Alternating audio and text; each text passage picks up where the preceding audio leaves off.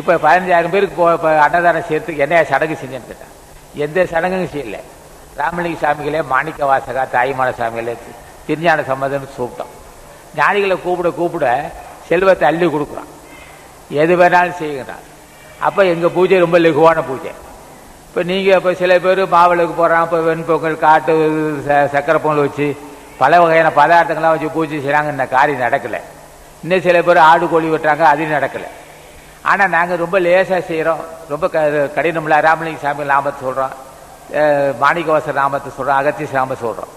எங்கள் லேசாவுக்கும் எந்த இது கடினம் இல்லாமல் நாமத்தை சொல்கிற காரியம் நடந்துக்கிட்டே இருக்குது. தொட்டவு தொடங்குது. பெருமானமான கட்டடங்கள் இன்றைக்கு கூட தினமும் 15,000 16,000 பேர் 17,000 பேர் சாப்பிட்றோம். என்னையா இவ்வளோ பெரிய காரியம் எப்படியா செய்யறேன்னா ஒன்றும் இல்லை. சும்மா ராமலிங்க சாமிகள் திருவடிகள் போற்றி, திருஞான சம்பந்தர் திருவடிகள் போற்றி, திருநாவுக்கரசர் திருவடிகள் போற்றி, மாணிக்க வாசன் திருவடிகள் போட்டுருவான். அவங்க என்ன செய்கிறாங்க, அள்ளி கொடுக்குறான்.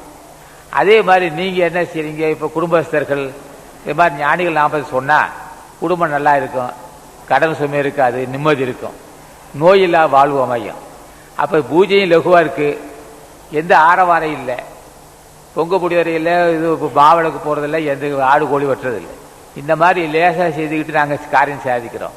நீங்களும் அது மாதிரி தினமும் காலையில் 5 மணிக்கு எழுந்து காலை கடன் முடிச்சுட்டு ஒரு வெந்நீர் துணியில் அமர்ந்து ஒரு திருவிளக்கேற்றி அது முன்னே உட்காந்து இப்படி 4 நாமத்தை, ஓம் அகத்தி சாய நம, ஓம் நந்தி சாய நம, ஓம் திருமூல தேவாய நம, ஓம் கரூர் தேவாய நம, அல்லது ராமலிங்க சாமி திருவடிகள் போற்றி, மாணிக்கவாசன் திருவடிகள் போற்றி, திருஞான சம்பந்தர் திருவடிகள் போற்றி, இப்படி சொன்னால் போதும்.